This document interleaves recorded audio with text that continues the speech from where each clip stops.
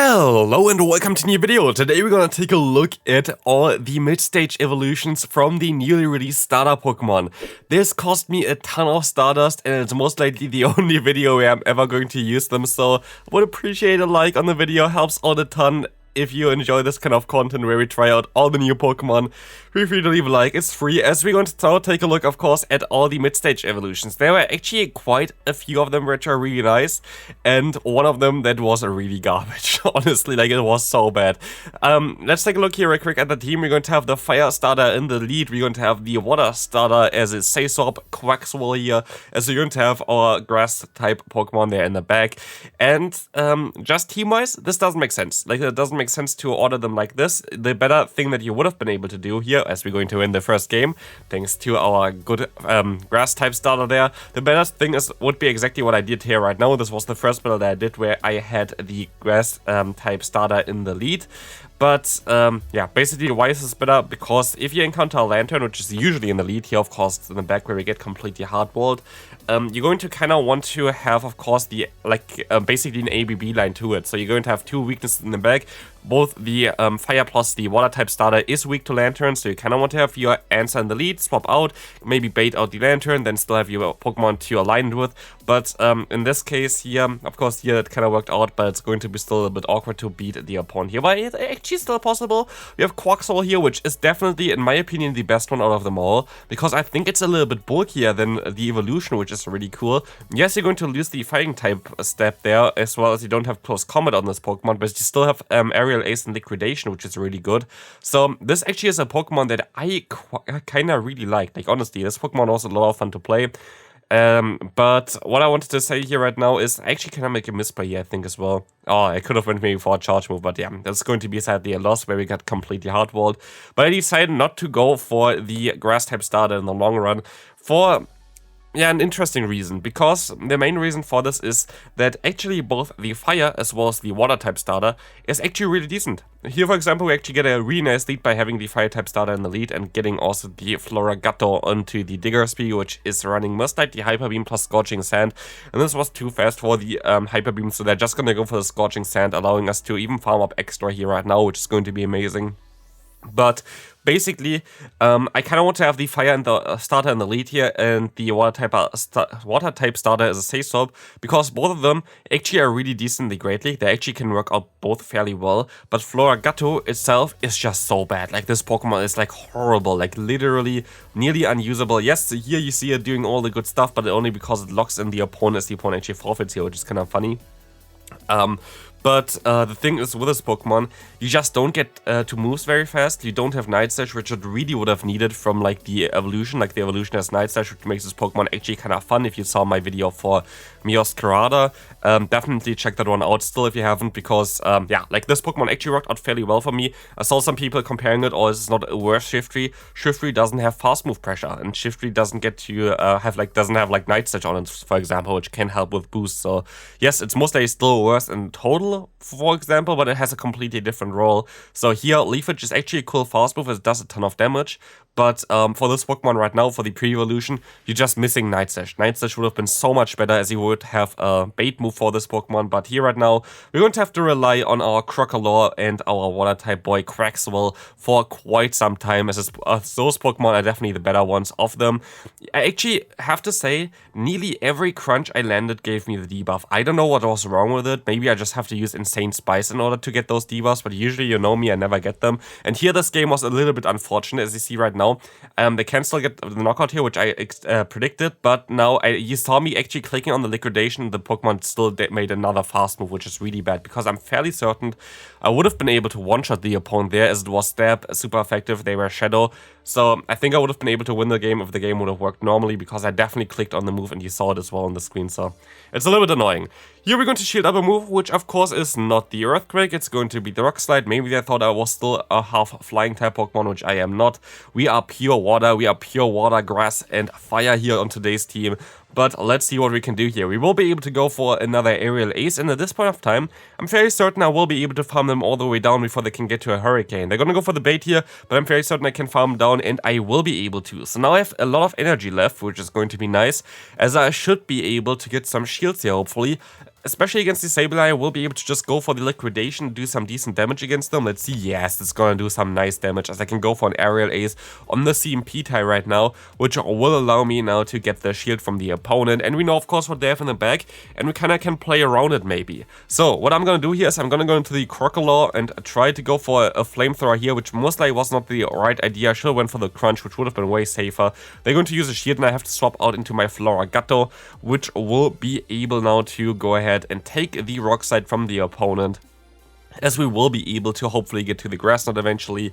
But they're gonna still get to another earthquake actually, which is going to do a little bit more damage, but I can overfarm by a little bit as well.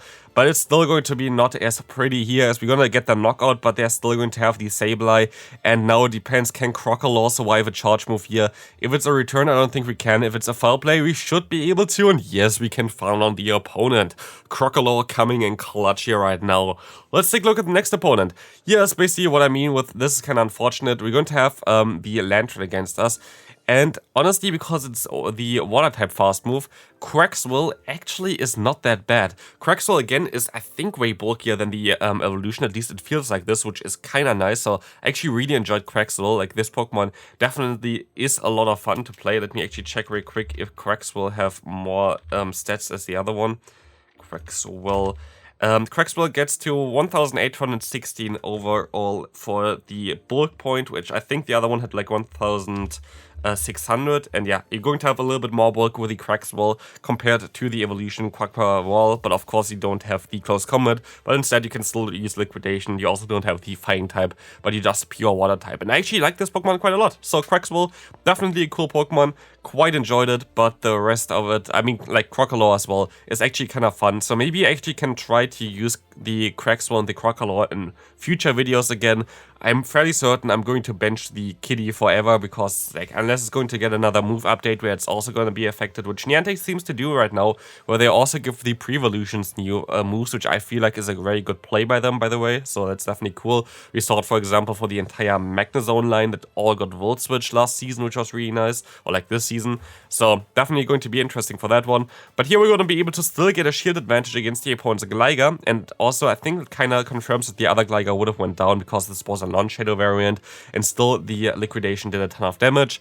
Yeah, they didn't even have to throw, but it's very nice for us that they threw. So now we're going to be able to have the energy advantage as well with Crocalor. Fairly certain that this is not a dig, but I'm still going to use a shield, and it's just the aerial ace. So this was a little bit of a mistake, I guess, by me, but I can go ahead and go for the flamethrower here. Flamethrower is gonna go through and go and do some decent damage, as I will be able to just no shield here, because I have to kind of think it's going to be a dynamic punch. This is horrific, as we now gonna go into our Floragato and use a shield here most likely against the ice punch. As we know, hopefully can farm them down. It's going to be a Sand Slash in the back, and honestly I made a mistake here again. I should have went for a charge move, and this was so bad by me, because I didn't really expect this one, but I actually would have got to a crunch here.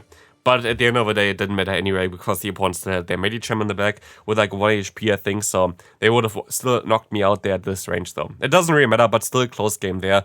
Crocalor now against a Shadow Gligar. Honestly, this team worked out way better than I thought, so like definitely lost some Elo with this, or like hidden Elo at this point of time with this team, but still had a lot of fun with it, and actually got some very decent wins, as you saw already. So that was actually more than I expected. I mean, we're playing 3 mid-stage evolutions here right now, so it's not really something that you should have done anyway. But here we're gonna actually get out the Deoxys. Let's take a look at this matchup here right now. We're gonna get the liquidation of them. If we get the defense drop here, that would be amazing, but we don't. So sadly, now the second liquidation doesn't put them into farm down range, which it would have done otherwise, I'm fairly certain. But yeah, now we're actually gonna get the defense drop, which would have been very nice before, because I think I may have been actually able to knock them out. But they're going to undercharge. Great play by them, but I can basically sacrifice my Kitty here right now, because this Pokemon is just so bad. Honestly, literally one of the worst Pokemon. Just taking the move here and just see what the opponent has in the bag. It's going to be something that's decent for Crocalor. So maybe I actually still have a chance here. Let's see. They're going to go for the dig. Can I still get the knockout here? Are they going to still get to another charge move? Please don't be a dig here. It is going to be the dig move. And like this, there's not a lot that I can really do about it. And we're going to move on into the next game here right now. I actually got tagged by this person on Twitter that they were very happy that they won against me, so here's their battle as well. against my triple mid-stage starter teams. We're going to see the Nidoqueen against us here right now, which is going to be getting hit by the Crunch, going to get the debuff again. Here, sadly, just barely missing out on getting to another Crunch, which would have been very important, like literally would have flipped the entire matchup. At least going to be able to shield up the correct move here, and I can still go for the Aerial Ace, which is gonna get the knockout against the Nidoqueen. But let's see what they're going to have in the back here right now. It's gonna be the Sableye. Sableye going to not like this liquidation coming through here right now, as this is going to do a ton of damage. I can swap out and we get kinda walled by the Walrein, I guess. Maybe there's still a chance here, but it's going to be a close one. Very unfortunate though that they're going to basically have also a great alignment here against us, but yeah, we're gonna still be able to get the final shield here on the CMP tire. Try to get them low. Leafage damage is actually so nice, as you saw here already. Still kind of hope that Leafage gets +1 energy, which I think would have helped this move so much more, would have made it a Shadow Claw clone, and as said already in like videos prior, Grass type is not really decent offensively, so giving it as a Shadow Claw clone would have actually been very balanced as far as I would see that. Definitely way more balanced than, for example, Shadow Claw itself as a Ghost type move, which is just better offensively. But yeah, there was not a lot that I can do against this meta team. But maybe against the next one, we're going to have an Azumarill against us. We can swap out into Quaxwell, which now loses the weakness against Play Rough, which is kind of nice. And they decide to swap into their Medicham. Let's see what we can do here right now. We can go for one Aerial Ace. We can go for another Aerial Ace. And I'm fairly certain I will be able to force the realignment here if I want to. And I'm going to use a shield here. If it's a Psychic, that's very nice for us, and is a Psychic here right now, which is really cool, as I'm going to go up again to like another Aerial Ace here right now. This is gonna get the second shield from the opponent. I can still get the knockout. So we got a shield and switch advantage with Quaxwell in the Great League here right now. As we're going to see the Azumarill swapping in, we will be able to go for a charge move against the opponent. So like this, Aerial Ace, gonna get them low. Now it's time for Floragato, which is gonna be able to just go ahead and take this Ice Beam just like a champ, because we're not gonna shield anything off it. And of course, we're gonna have the Ninetales in the back. So from being hard countered, we're going to be able to counter the opponent here because we one big switch advantage with our Quaxwell there, which is insane. And now it is time for our good Crocalor here to go for the crunch down. We're gonna get another defense drop. As said before, like my defense drop luck with crunch was insane. Like literally next to every crunch gave me a defense drop. And this is going to be it. Hope you enjoyed this video. If you did, feel free to leave a like. Of course, on the video was a lot of starters that went into this. And check out the videos on the screen right now. See you then. Bye bye.